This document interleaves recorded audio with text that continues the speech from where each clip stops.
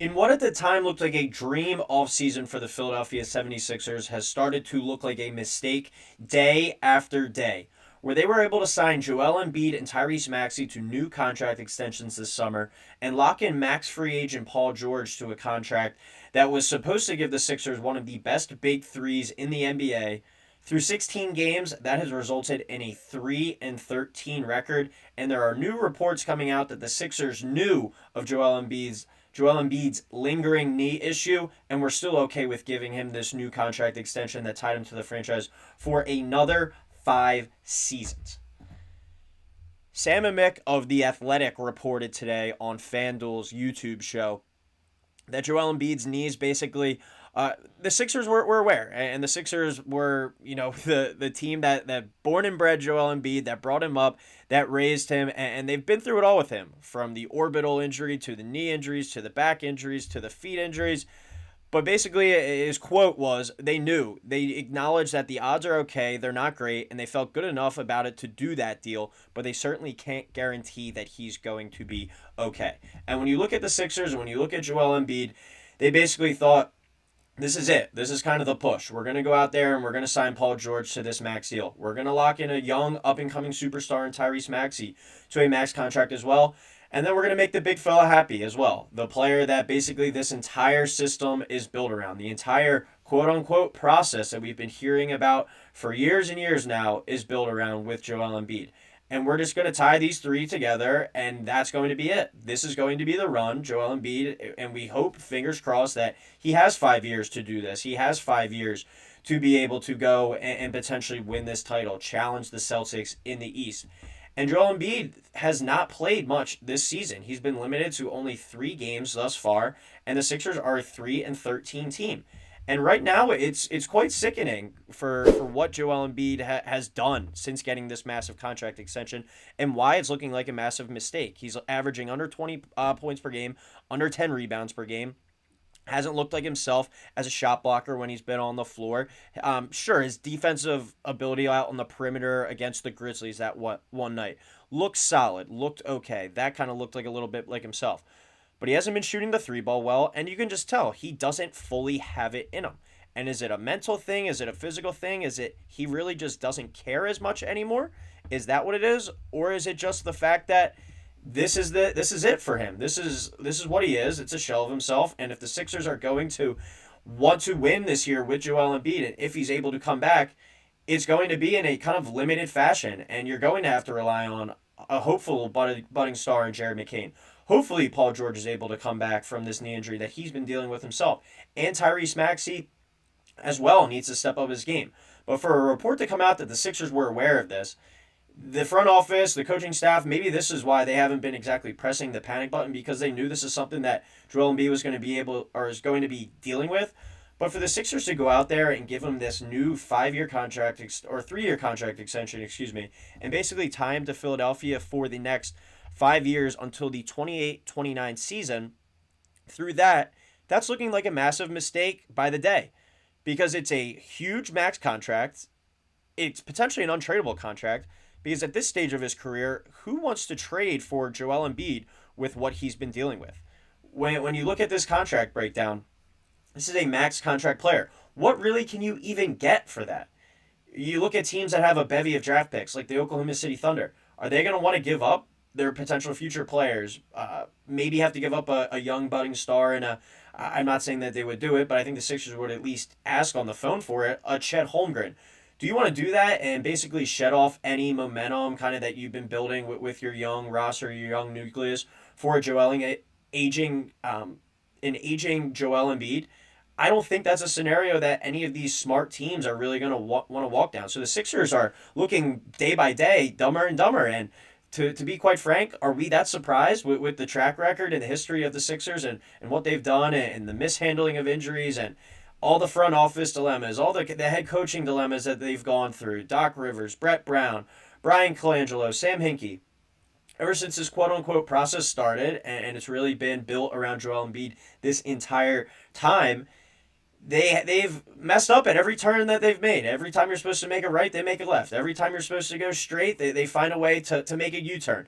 It's been a joke of an entire process, and at this point, it's quite sickening. When you look tomorrow night against the Houston Rockets when the Sixers will be playing as they're 3-13, and my point just a week or so ago when they were sitting there at 2-12. If you're going to just get back to 500, you need to win 10 games, and here they are. They win on Friday night against the Nets, and they go out and lay an egg against the Clippers on Sunday. But when you look at this game coming up against the Houston Rockets on Wednesday night, Joel Embiid out again with left knee injury management. Caleb Martin, it did not practice. Kyle Lowry will be out again. Paul George is still out. Embiid, George, and Lowry all out. Caleb Martin questionable. It's just injury after injury after injury with this team, and eventually it gets insufferable. And it goes kind of back to this. If you knew Joel Embiid was going to have these issues and you knew that he was going to be dealing with this throughout the year, there should have been a better backup plan, at least around that, to make up for his production at the 5 than an aging and old Andre Drummond.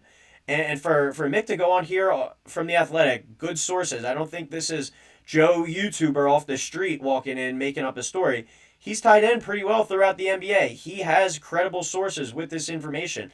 And I think 8 out of 10 fans that have a pulse on this team are probably able to point that out as well, that this was a risk, but it was a risk that the Sixers, at least at the time, felt that they had to be willing to take. But now it's looking like you have a potential aging center that might not even play half the season this year, that you could potentially even make an argument that the Sixers should shut him down completely for the rest of the year, sitting here at 3-13 and not risk anything more. Because the thing with Joel Embiid signing the contract extension this summer, he can't legally be traded till next summer. So he's on your books for this entire year. What is the risk and benefit of playing him? If he doesn't seem 100% into it mentally and physically, why risk him going out there and getting injured? Let him sit, let him rest basically the whole year, and look to trade him this offseason. And worst comes to worst, you make Paul George go out there and earn that max deal. You make Jared McCain go out there and prove that he can be a future starting caliber player in the league. And in his limited time as a starting player, he has done that. But can he be the long-term backcourt mate next to Tyrese Maxey? And Paul George kind of be there as that middling force? And you have a loaded draft class with guys like Cooper Flagg and Ace Bailey. I don't think it's the worst decision in the world at this point to sit Joel Embiid. And it's quite sickening for the reports that he wasn't even at the game on Friday night against the Nets. Basically was a no-show. Sunday night against the Rockets was a no-show, or excuse me, against the Clippers was a no-show as well in the crowd. And then for him to not even be playing tomorrow night against the Rockets, when will he be returning? And it kind of goes all back to this story of, was this a massive mistake? And it's looking day by day like it is. And with the money that's been invested in this team, the resources, this should be a much better basketball team than it is. And it all is centered, and the finger can be pointed at the big fella in Joel Embiid, and he's going to say, I'll take the blame. It always comes back to me. Drama always seems to follow me. Well, point the finger in the mirror at the end of the day, Joel. If everything comes back to you, maybe you're the problem. Maybe you're the issue. And even in your limited minutes, you haven't played well this season. So it comes back to that, and at the end of the day, this contract extension is looking more and more like a mistake. Was it expected that this was the offseason they could make a run? Sure. But you let Joel Embiid go and play in the Olympics. Does he potentially injure a knee more that he was dealing with knee injuries for basically the whole second half of the last season into the playoffs? Does he injure it more this summer? He doesn't look like he's in the best physical shape of his career either. And everything that was part of this plan, this master plan of, we'll sign Joel Embiid back. We will lock up Tyrese Maxey long term. We'll go out and sign Paul George, who it seemed like Joel Embiid was clamoring for. Give him the side eye on the NBA Finals broadcast and everything in between. And for none of this to work out so far, and for these guys to only play 6 minutes so far together with Tyrese Maxey, Paul George, and Joel Embiid, that's the most Sixers thing ever. But at this point, you're 16 games into the season. Are we past the point of it's early, give it time still? Because Joel Embiid being out once again with left knee injury management, is it really that? Or is he just telling the team, I'm not playing right now? It seems like there's a little bit more smoke to this fire that's potentially been being leaked out. Are these knee injury management games, or are these kind of behind the doors suspensions for the Sixers' disappointment in Joel and how he's handled this rehab and how he's handled this plan and this knee injury management? It's been a disaster ever since the ink hit the dotted line when Joel Embiid signed this newest contract extension, and the Sixers are stuck for at least this year. So they have probably a 3 to 4 game stretch coming up where they'll really decide, I think, whether or not Joel Embiid is going to return this year, and that all starts tomorrow night with the Houston Rockets.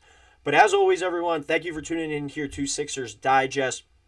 We will be talking much more about Joel Embiid and the Sixers and hopefully a few wins coming up. But as always, drop a like, drop a comment, and drop a subscribe as well. Let me know what you think. Is the Sixers contract extension for Joel Embiid a mistake?